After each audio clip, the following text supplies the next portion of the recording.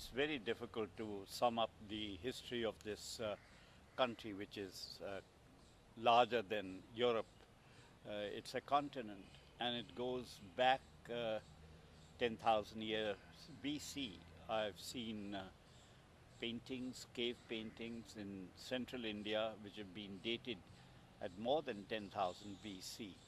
They are still intact. You have the same kind of drawings on the rocks in color, some of them, showing men at war, men hunting elephants, men hunting rhinoceros.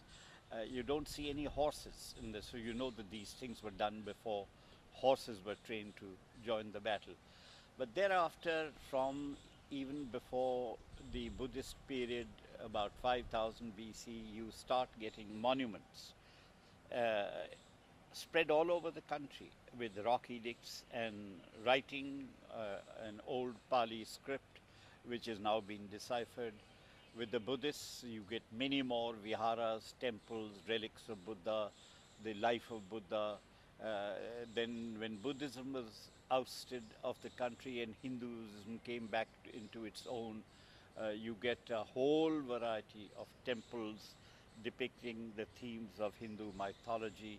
A remarkable thing about is that we have many temples, particularly in the east and south, where the temple walls are decorated with the most explicit statuary of men and women engaged in sex, because life according to Hindu theology was divided in four periods: childhood, adulthood, old age, and then sannyas, leaving the world and living in the forest.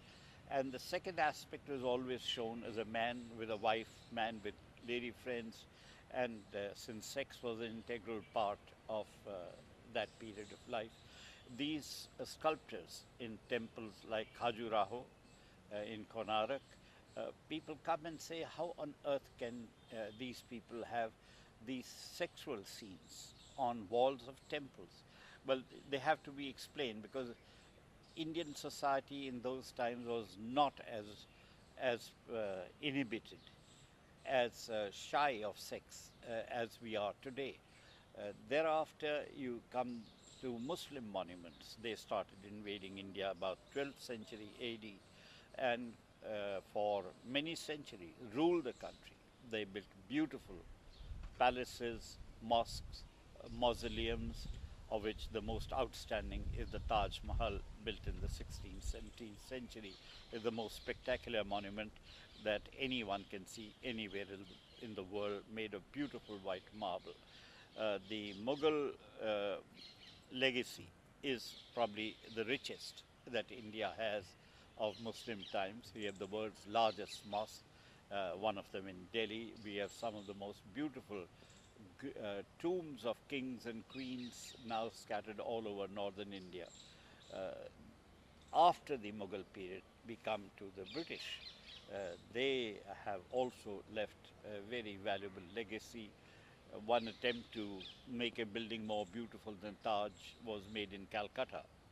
It's still there, but nowhere near. It became kind of a joke, the imitation Taj. But their greatest contribution is the building of the city where I'm sitting now, New Delhi.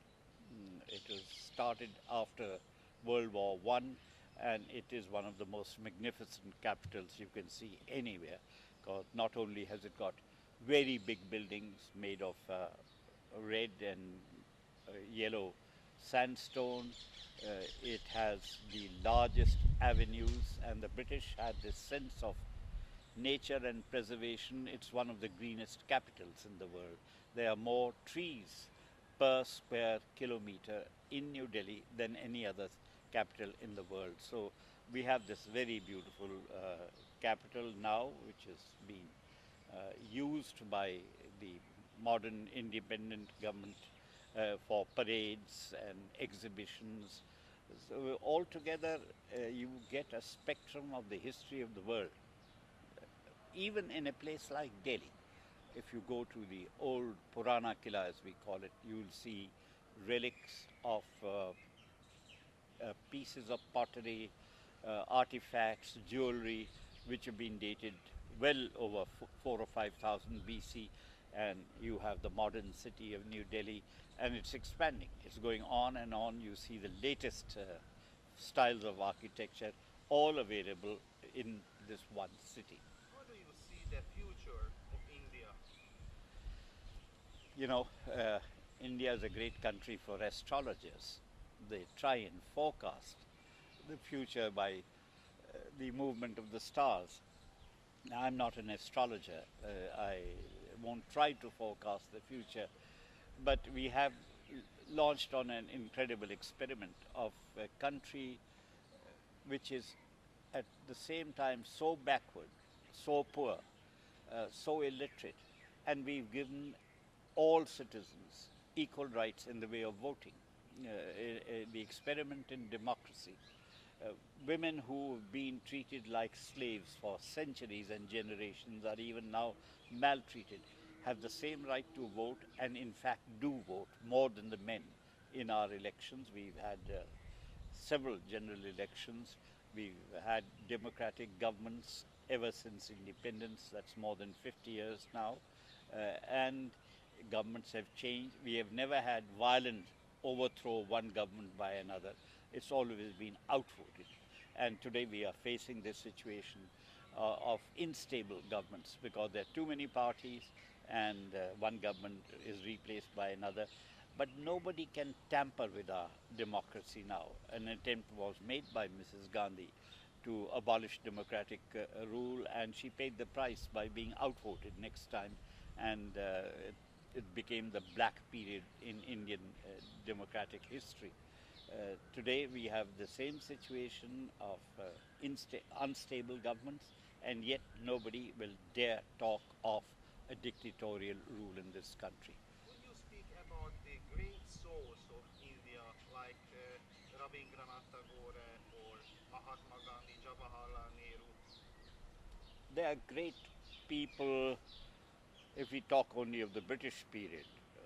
The British really took over the country roughly around 1800. They had become rulers of almost the entire country. We've had many Renaissance movements. To start with, we were so totally dominated by the British that they convinced us that we had nothing to be proud of. Our literature, our religion, everything was nearly savage, and they created a picture of India largely of tigers and snakes and elephants and backward people with horrible practices like burning widows and worshipping animals. The reaction began immediately after the British took over, and we had people like Ram Mohan Roy who tried to translate Indian classics into English languages. And there were many English people who themselves realized when they read the Vedas, the Bhagavad Gita, and realized that there was much more to Indian religions than just worship of rivers and snakes and trees. And the appreciation started, and then it picked up. They didn't know what Indian dancing was. They only saw nautch girls in brothels, which they thought was Indian culture and dancing. And suddenly up came people like Uday Shankar reviving Indian classical ballet. And now we have 5 or 6 schools of Indian dancing, the most popular being the Bharatnatyam from the south. You have the Odissi, you have the Kuchipudi, you have the Manipuri, you have the Kathak in northern India, and all of them are evolving. There is, in fact, a renaissance of old Indian culture in its best aspects. It also applies to literature. Tagore was not the only person. Tagore gave Bengali language a boost which it very badly wanted. There were people before him, Bengali writers, novelists, and many more after him, good poets and good novelists. And therefore, the tradition in Bengal continues. Of all the states of the Indian Union, Bengal produces probably the best literature so far. The others states are coming up too. But what is remarkable, that with merely about 200 years of British rule and the imposition of English on the Indian elite, uh, everyone thought that English would be abolished and Indian languages take their place. Now that hasn't happened. The attempt to impose Hindi has failed. We have 16 regional languages spoken by millions of people, each one of them. The best writing today in India is being done by Indians writing in the English language. Many of them won great recognition abroad. Tagore himself is known for his translations from Bengali into English. In recent times, we've had Mr. Niraj Chaudhary, who now 100 years old, living in England. His style of writing English has been applauded by English critics as the most chaste and pure. In recent years, we've had novelists like Salman Rushdie, who's under a sentence of death from Tehran, an extremely powerful writer. We've got Vikram Seth, young man, only in his 30s or 40s, whose novel, A Suitable Boy, won him millions of dollars in advance royalties. And now recently we've got a young girl, she's in her 30s, Arundhati Roy, whose first novel, The God of Small Things, has already fetched her over $1 million in advance royalties. And this continues. We are throwing up younger and much better writers than writers of my generation. You are also an eminent writer of India. Could you please talk us about your writer career? Well, I was really trained to be a lawyer. My father sent me to England to study law, and then I came back and set up practice in Lahore, which is now in Pakistan. I didn't do too well as a lawyer. I didn't have much of a practice, but I started writing stories based on the cases that I was handling in the law courts, because I was mainly a criminal lawyer, and there were so many human aspects to every criminal case. It was after partition when I was thrown out of Lahore, being a Sikh. Pakistan became a purely Muslim country, and I was posted abroad. I got a job in the external affairs. I was posted abroad in England, then in Canada, then back in England. That these very stories I had written in my lawyer days got published in England, and they got good reviews. They didn't get many sales. And then I worked on my first novel called Train to Pakistan, which tells the tragedy of the partition of the country and the horrible massacres that took place. 10 million people changed hands within 3 or 4 months with horrible killings. And I thought this was too big a theme to be left alone, so I wrote this novel, Train to Pakistan, which has now been filmed and will be released on the 15th of August, India's independence, 50th Indian independence anniversary. Uh, Thereafter, I have not had to look back. I've done many jobs, small jobs for the government. I've taught in the States, and I've been editing papers like the Illustrated Weekly of India, which is dead now, the Hindustan Times. I then became a freelance columnist, and I make a good living out of writing, which is a rare phenomena in any country. People say you can't live by writing alone. I'm not the only one who lives entirely by writing. I live very well by writing. In my 80s now. I have over 80 books to my credit, and my columns appear not only in English language papers but in all Indian language papers, and I get royalties or fees from all of them. So I can say quite confidently that the Indian writer has never had it as good as he's having today. You have a very special sense of humor. What does it mean for you, the humor? Well, life is so grim that unless you develop a sense of humor, you can't take it. Whenever the worst tragedy takes place, you can either start beating your breast and crying, or you can see the funny side of it. And I find that far more useful to be at peace with myself. like all other countries, we have politicians who are full of their own importance, full of ego. They'll preach big sermons on being honest and clean, and you find later on that they are the worst and the most corrupt. Now you can lose your temper with them, or you can make fun of them. And I find making fun of them the easiest way to deflate them. I keep telling my fellow writers and journalists that if you want to burst a balloon, a pin is more effective than a hammer. So if you want to really burst a politician's reputation when you know he doesn't deserve it, just make fun of him. And he'll never forgive you because he becomes a laughing stock in the country. In the Indo-Hungarian contact and tradition, there is a very great name of Amrita Shergill. Would you speak kindly about her? Well, I had the privilege of knowing Amrita Shergill personally. She took a house just across where I was living in Lahore. She'd married her own Hungarian cousin, who was a doctor, and they settled there. She came to see me in connection with small things like plumbers and washermen, and where to buy fish and meat and what to do, because she was newcomer to Lahore. She was a remarkably attractive woman, being half Sikh, half Hungarian. And her first exhibition in Lahore created quite a storm.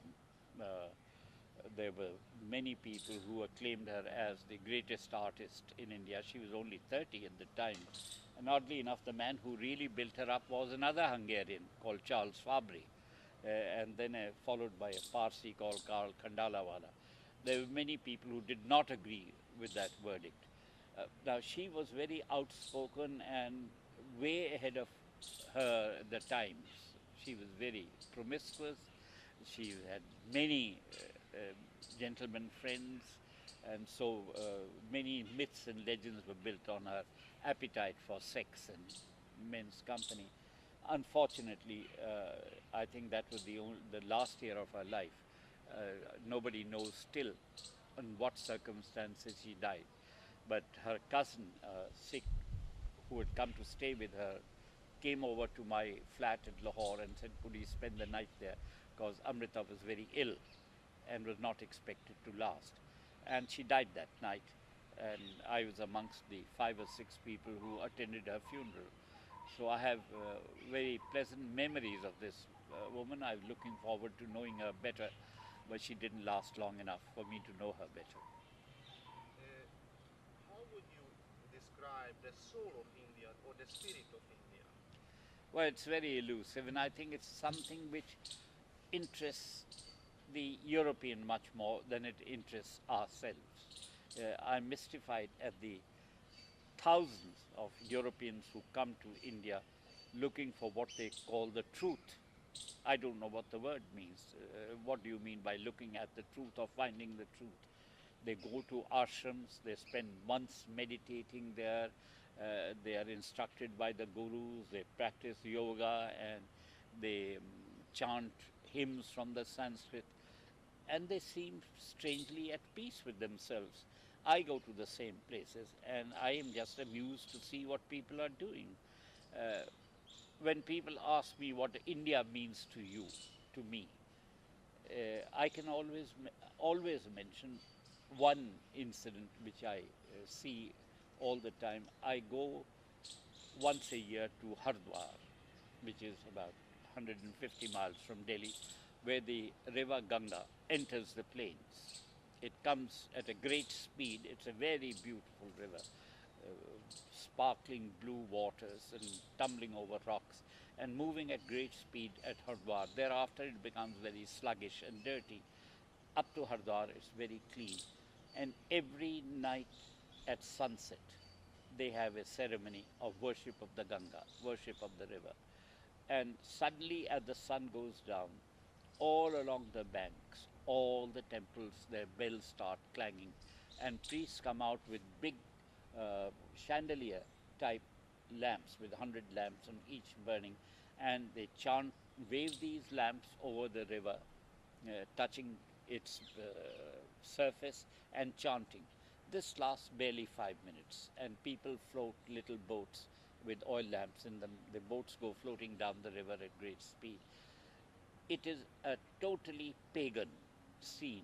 It has nothing to do with any religion. It's connected with the worship of nature, the worship of rivers at its best. And I see this, it haunts me for the rest of the year. And that's what India means to me, is the worship of the Ganga. May I ask you that what do you know about Hungary, the Hungarians? Very little except the Magyars. Uh, we were told that they're most beautiful people in Europe, the most outgoing, and then we had these Hungarians here, some artists, including the half Hungarian Amrita Shergill. We read her books, and thereafter the only things I know are legends, like how Tokai is very good for your sex problem. It's an aphrodisiac. That the Hungarians are more outgoing than other Europeans, and that perhaps some of us, our ancestors, came from Hungary, particularly our gypsy population here, which is considerable. Their words and vocabulary, I'm told, has much in common with the Hungarian. So it's all a jumbled up notion of what we have. I can't really say much more about Hungary. I am a regular watcher of your television program at Durdanshan. I like it very much, your interviews. Could you speak about that work, what you are doing for Durdanshan? I don't really do any work for television. I don't like appearing on television, but I have become a kind of notorious character. So when anything happens, they descend on my apartment and ask my views on anything, change of government, any tragedy or something. Now we had a new prime minister yesterday. I happen to know him reasonably well. I've known him many years. The first thing they said, we want you to say something about the prime minister, which you know, and it should be very witty. I said, now, if you make jokes about the new prime minister, it won't bring him up create an image that he should have. But that's what they ask me to do all the time. I appear for the BBC, I appear for the Voice of America and the German TV and all. But I'm not a TV person.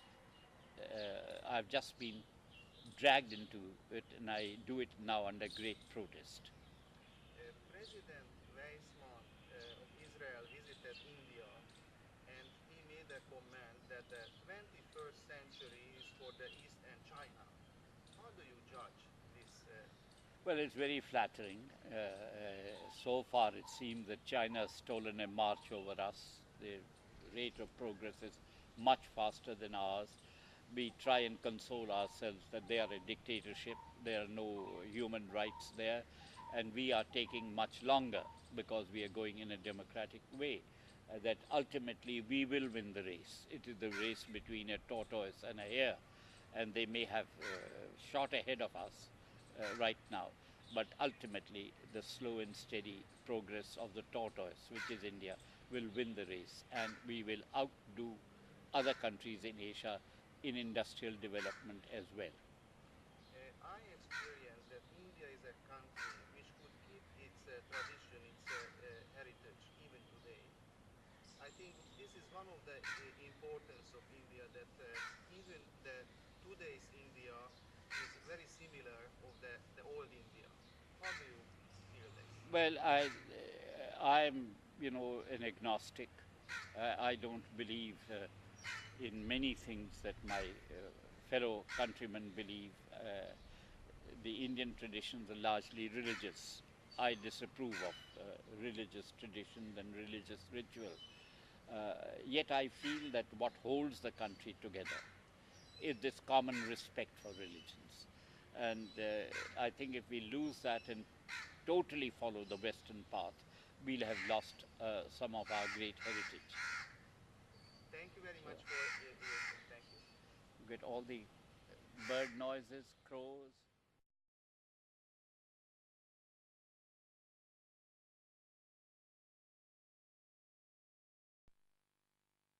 As Lakshmi, because Lakshmi was also the name of his mother, my grandmother. And so he especially had that. This is a very nice garden. Yeah. He had the best rose garden in Delhi. That part. With all roses. Mr. Jinnah used to walk across from that house to look at his roses. Gandhi used to come from there, from the Birla house. But it's odd that the hollyhock is the same. My father had the same hollyhock here. And during the war, he had an underground shelter there. I don't know if you know it is still there or not. You know what there is underneath me? Yes. There's an underground trench that connects the two against aerial bombing. Oh my So God. the family could get shelter here if the bombers came. I don't think people know that underneath there is an underground shelter. Were there heavy bombings here? No, nothing, Nothing. not once. And what about this statue? This is Lakshmi. Lakshmi. It's written Sri Lakshmi, the goddess of wealth. And it so happened that my grandmother's name was also Lakshmi. So actually she is your grandmother. She is my well, worship of wealth. My father was very keen on making money. So even your wedding party was here? Oh, In this lawn. garden, Yeah. lawn? There were 1,500 guests. Oh my God. And there was ballroom dancing there and champagne. And Mr. Jinnah was one of the guests. How big is the family now? Well, apart from my parents, we are all alive. We have 4 brothers and a sister. Sister lives in your annex. She has children, grandchildren. We all have children and grandchildren, except my youngest brother, who doesn't have any family. His wife divorced him, and he married a second wife, and they have no children.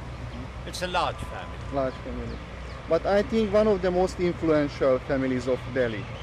Was at one time. My father was, in his time, quite influential. He was the bigger builder of Delhi, knighted by the British and member of the Council of States. Self-made man. He taught himself, educated himself. He's quite a remarkable man. India had and has very great families like the Birlas, the Tatas, Godreges. They were industrial. They are much bigger families, money-wise, influence-wise. With us, it was mainly northern India. Okay? Okay. Thank you very much for your giving us this interview. I'd be surprised to see if the underground shelter is still there. You probably don't know it is there.